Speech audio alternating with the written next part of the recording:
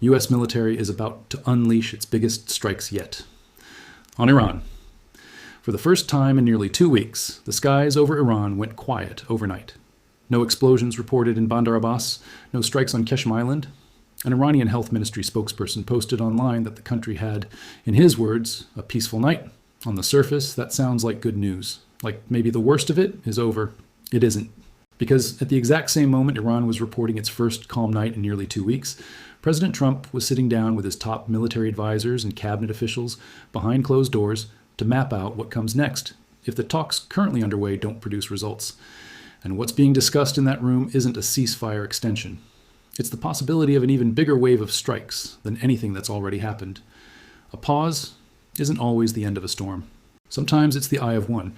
But let's back all the way up, because to understand why a single quiet night is generating more anxiety in Washington and Tehran than reassurance, you need to understand exactly what's been happening for the past several weeks, and what's actually at stake in the days directly ahead. This war has been running, in one form or another, since February 28, 2026, when a coordinated American and Israeli strike removed Iran's supreme leader, Ali Khamenei, from power in a single opening blow, and triggered a massive Iranian retaliation across the region. That was the first chapter. What followed was months of uneasy maneuvering, brief pauses, and repeated collapses, culminating in a memorandum of understanding reached in June that was supposed to permanently end hostilities, reopen the Strait of Hormuz to normal shipping, and close the door on any Iranian nuclear ambitions for good. President Trump called it, at the time, an agreement that achieved everything the United States set out to accomplish. But an agreement only holds if both sides actually want it to hold, and this one didn't. By early July, Iran was once again asserting control over shipping lanes through the strait, and after Iranian forces struck commercial vessels on July 6th and 7th, Trump declared the truce over. He didn't dress it up either. He compared the memorandum to a handshake with people who'd never intended to honor it, and said bluntly that this kind of agreement, in his words, doesn't mean much. What followed was 13 consecutive nights of American airstrikes against Iranian targets, the most sustained bombing campaign of this entire war. U.S. Central Command has confirmed more than 100 separate air attacks across Iran since July 8th alone. According to Iranian officials, those strikes have killed at least 50 people and wounded more than 500. The United States has also reimposed a full naval blockade on Iran, cutting off the sea lanes the regime has depended on for both trade and military resupply. And now, after 13 straight nights of that pattern, the strikes have paused. Not ended. Paused. Read that again because the distinction matters enormously.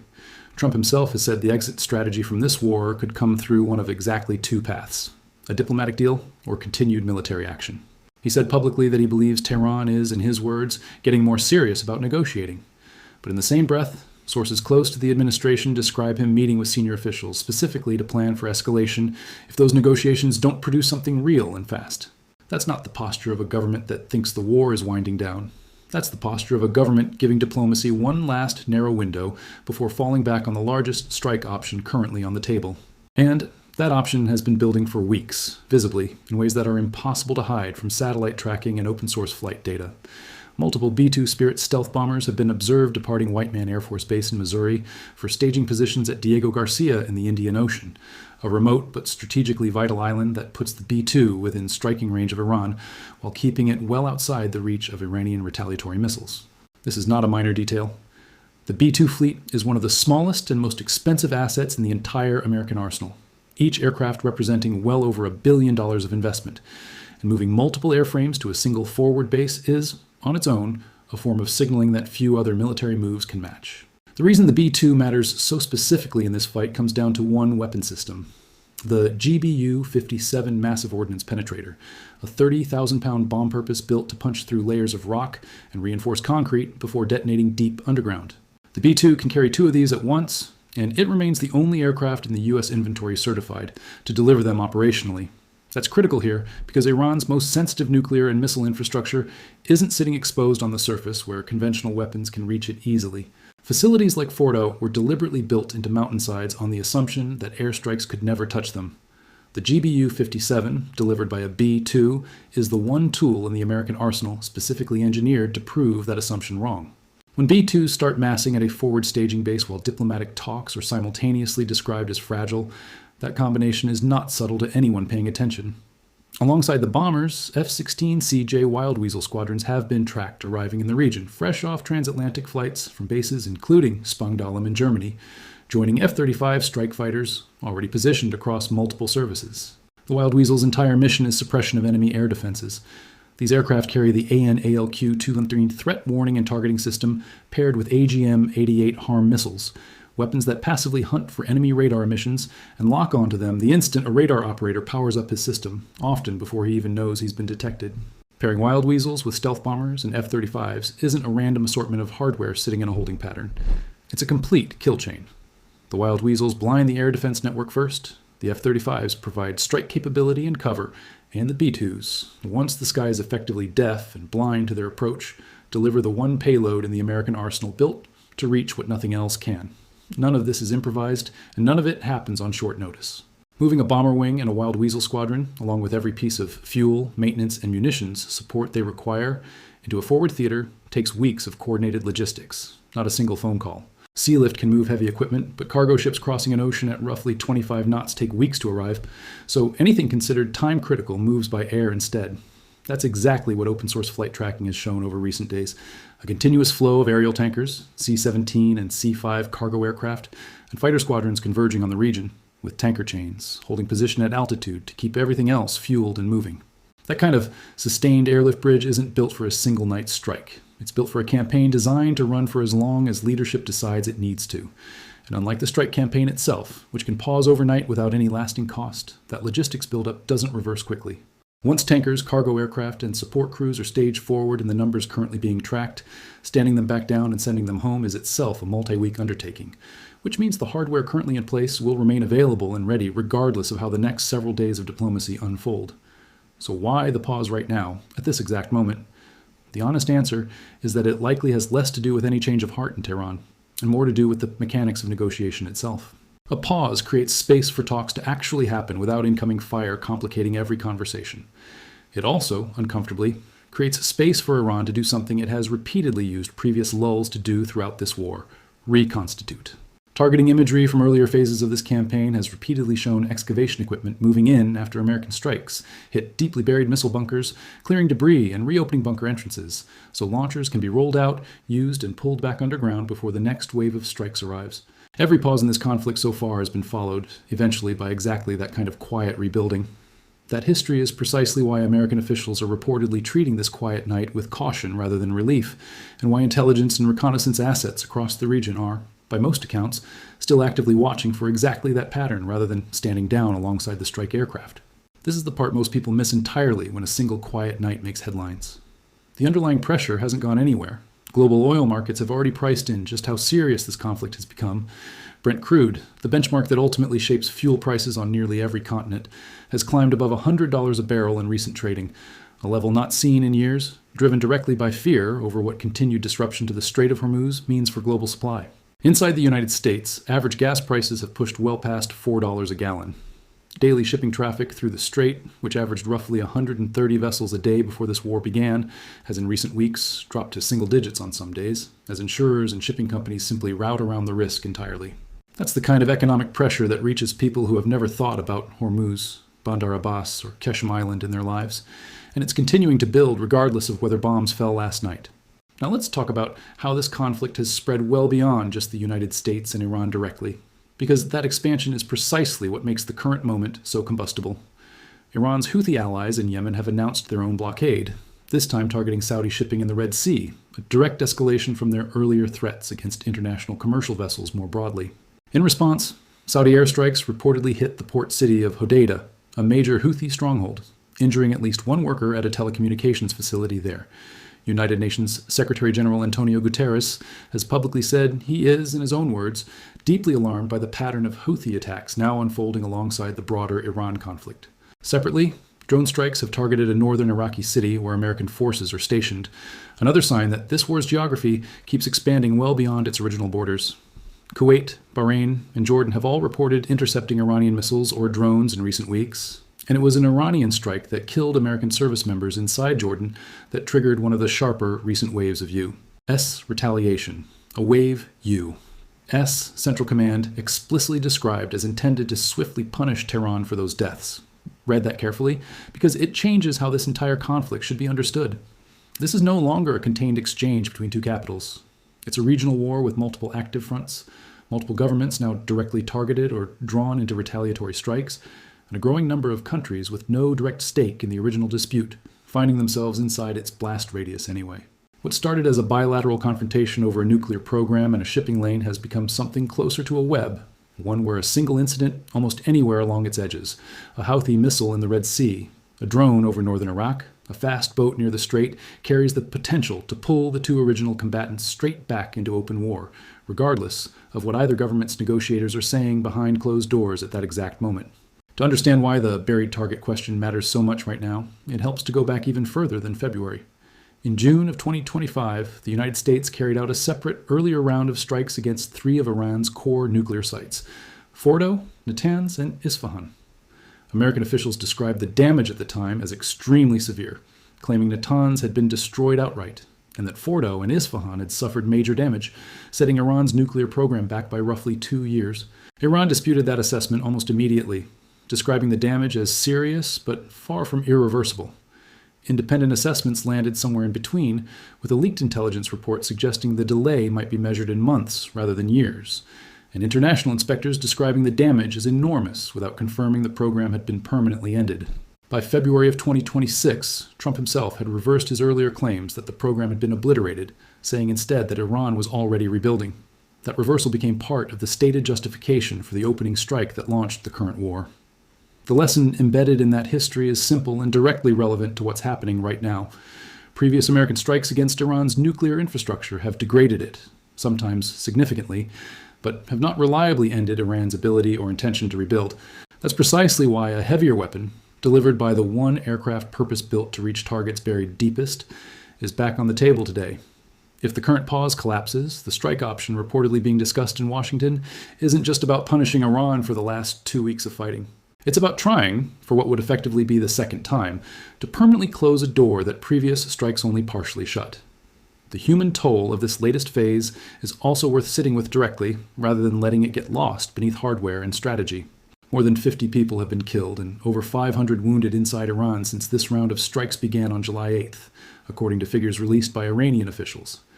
Independent verification of exact numbers remains difficult, given restricted access for outside journalists, but the broader pattern: strikes hitting coastal military infrastructure, located near populated areas in provinces like Hormozgan, damage to civilian-adjacent sites on Seshem Island and around Bandar Kamir, is consistent across multiple independent reports stretching back through earlier phases of this same war. On the American side, service members have also been killed and wounded in Iranian and Iranian proxy attacks across the region, including the strike in Jordan that killed U.S. troops and helped trigger one of the sharper recent waves of retaliation. This is not a war being fought without real cost on either side, and any account of what happens next has to hold that fact alongside the strategic and military analysis, not separately from it. It's also worth understanding just how unusual it is for a war to keep recollapsing the way this one has. This marks the third time in roughly 14 months that a ceasefire or truce between the United States and Iran has failed to hold for more than a matter of weeks. Each time, the pattern has looked remarkably similar. Strikes pause, diplomatic language softens, Iran begins reasserting control over shipping through the Strait of Hormuz, or repositioning military assets under cover of the lull. And within days or weeks, a specific triggering incident, an attack on a tanker, a strike that kills American personnel, a Houthi escalation in the Red Sea, drags both sides back into open conflict. That repeating cycle matters enormously for how skeptically the current pause should be read. A ceasefire that resolves the underlying incentive driving the conflict, in this case, Iran's dependence on coercive control of the strait, as both a revenue source and a form of leverage, has a real chance of holding. A pause that simply stops the shooting without addressing that underlying incentive has, based on the last 14 months of evidence, tended to buy days or weeks at most before the same pressures reassert themselves. The broader international reaction to this expanding war is also worth understanding, because it shapes how much room either side actually has to maneuver. Beyond the United Nations Secretary General's public alarm over the widening Houthi campaign, regional governments that have no direct stake in the original U, Est-Iran dispute are increasingly being forced to respond militarily just to protect their own territory and shipping. Saudi Arabia's strikes on Hodeidah represent exactly that kind of forced response. A government pulled into direct military action against a group it wasn't originally fighting, purely because that group has aligned itself with Iran and expanded its blockade campaign to include Saudi-linked shipping. Iraq's government has had to contend with drone strikes targeting the very American forces stationed on its soil, A reminder that hosting U.S. military infrastructure now carries direct exposure to this conflict, regardless of Iraq's own position on it. Every government pulled into this pattern, whether through direct strikes, intercepted missiles, or damaged infrastructure, adds another set of interests, another set of red lines, and another potential trigger point that neither Washington nor Tehran fully controls. That expanding web of participants is precisely why analysts watching this war closely describe the risk profile right now as higher, not lower, than it was even a few weeks ago, despite the quiet overnight pause. A two-country war has, at least in theory, two sets of decision-makers capable of calling a halt. A regional war with active fronts in Yemen, Iraq, and the Gulf states has considerably more than two, and a single miscalculated strike by any one of those additional parties, a Houthi attack, read in Washington as Iranian-directed, a Saudi response read in Tehran as coordinated escalation, can reignite the core U. SI-Iran conflict regardless of what either government privately intends at the negotiating table.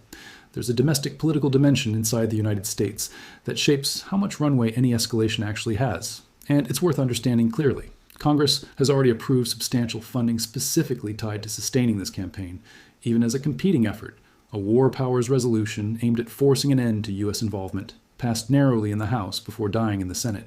That resolution was always largely symbolic. It was never positioned to bind a commander-in-chief who has shown no inclination to treat it as binding. But symbolic votes still function as a kind of pressure gauge, and the fact that a meaningful block of the House was willing to go on record against continued involvement, even while funding to sustain it moved forward separately, shows the political coalition behind this campaign isn't unanimous, even if it remains dominant for now. That gap tends to widen the longer a campaign runs without a clear resolution, particularly as American casualties continue accumulating and gas prices stay elevated well above $4 a gallon heading into what would normally be peak summer travel season. The mechanics of the reimposed naval blockade are also worth understanding because they explain why Iran's leverage has eroded so sharply even during the current pause in airstrikes. A blockade doesn't require continuous combat to be effective. Once American naval assets are positioned to interdict Iranian shipping and enforce restrictions on vessels moving in and out of Iranian ports, the pressure compounds automatically, day after day, whether or not any additional strikes are launched.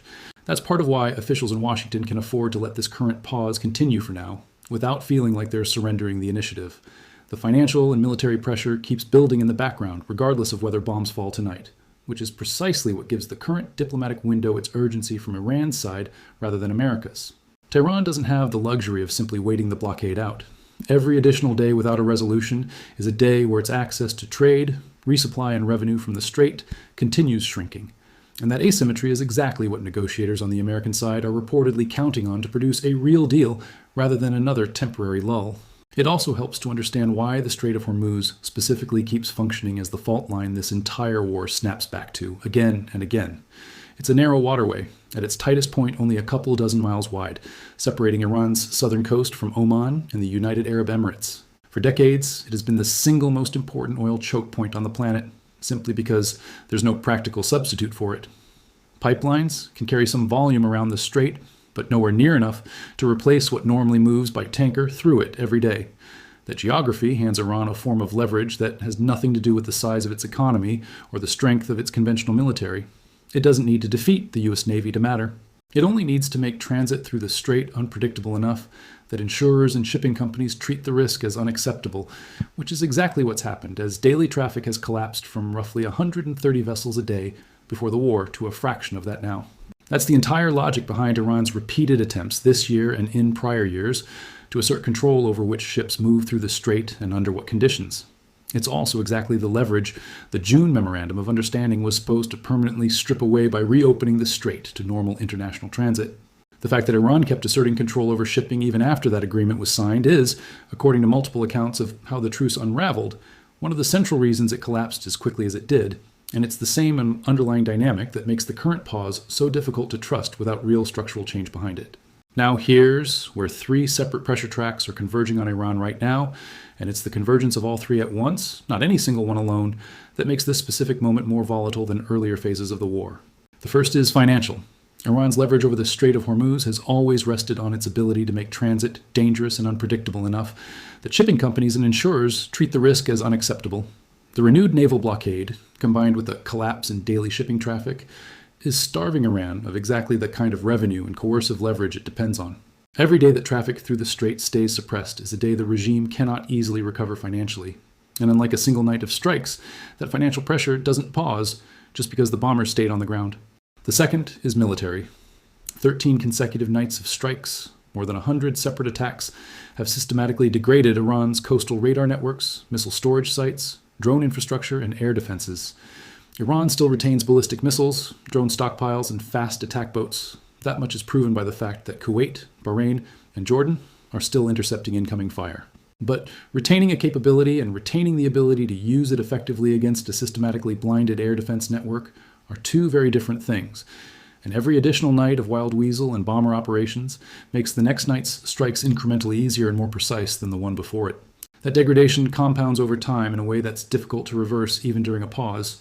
Radar installations and command infrastructure destroyed on Night 11 don't simply reappear because Night 14 happened to be quiet. The third is psychological. A regime absorbing over 100 strikes in barely 2 weeks, facing a reimposed naval blockade, watching its regional proxies drag additional countries into open conflict, and doing all of this without the supreme leader who anchored its command structure for decades, is operating under enormous internal strain. That strain shapes decision-making in ways that are difficult to observe from the outside, but nearly impossible to overstate in importance. And it's part of why officials in Washington now describe Tehran as newly, if cautiously, willing to engage seriously at the negotiating table for the first time in weeks. Understanding who's actually making decisions inside Iran right now matters just as much as understanding the battlefield picture, because the formal chain of command and the operational reality are not necessarily the same thing anymore. Iran's supreme leader was killed in the opening strike of this war back in February, a fact that fundamentally altered the regime's internal power structure in ways still being mapped from the outside, and one that has left a genuine vacuum at the top of a system built for decades around a single centralized religious and political authority. Diplomatic statements continue to come from Iran's foreign ministry, describing doctrine, retaliation, and openness to talks.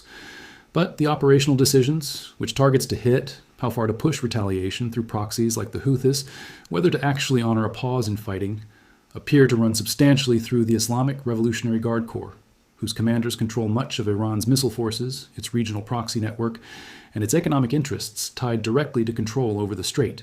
That's the uncomfortable structural reality sitting underneath every ceasefire and every pause this war has produced so far.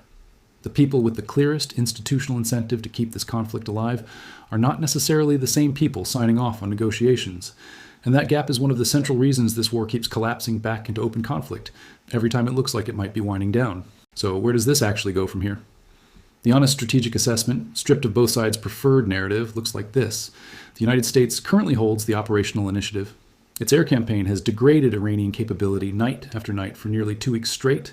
Its logistics pipeline into the region remains active and is, if anything, expanding rather than contracting.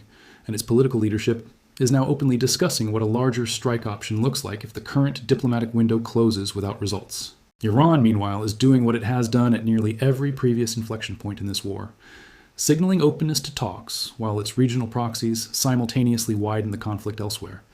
Those two things are not necessarily contradictory from Tehran's perspective. Buying time through diplomacy while distributed pressure continues through allied forces in Yemen and Iraq is a coherent strategy, even if it's one that Washington has grown increasingly skeptical of rewarding. Given all of that, the most likely trajectory over the next several days is not calm. It's a narrow window deliberately being tested right now, where real diplomatic progress either happens quickly enough to actually hold, or the pause ends and the campaign resumes at a scale larger than anything already seen in this war, given the hardware currently staged and ready across the region. The B-2 sitting at Diego Garcia, fully armed with GBU-57 penetrators built specifically for buried nuclear infrastructure, are not there as a bluff. They're there because someone in Washington wanted the option available on short notice, and options like that don't get built and then quietly withdrawn without being used or without extracting something significant in return at the negotiating table. There's one structural risk sitting underneath this entire moment that deserves to be named directly, because it's the variable that worries serious observers of this war more than any single night's target list. It's the fragmentation of authority inside Iran, and it's worth spelling out exactly how that fragmentation could turn a quiet pause into the trigger for the biggest strikes this war has seen. Iran's foreign ministry can say, publicly and sincerely, that it wants a deal. Negotiators on both sides can spend days making real progress behind closed doors.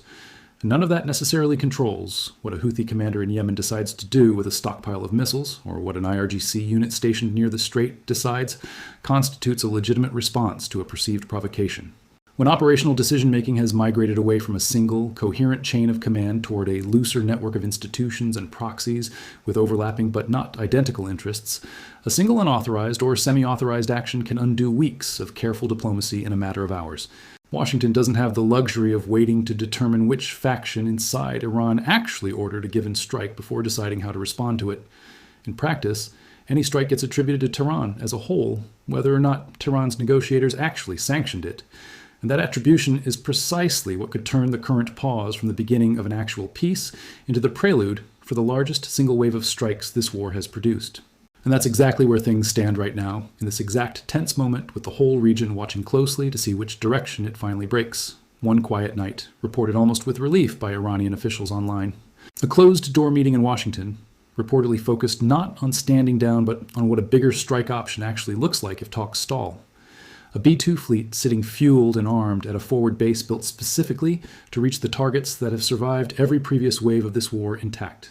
Oil prices already above $100 a barrel, gas prices already above $4 a gallon, in a region that now includes Yemen, Saudi Arabia, Iraq, Kuwait, Bahrain, and Jordan. Inside a conflict that started 5 months ago as a war between exactly two countries.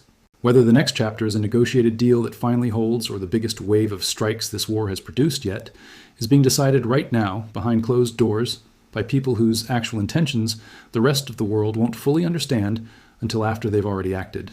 What's certain is that the machinery required for either outcome, quiet diplomacy or overwhelming force, is already fully assembled and waiting.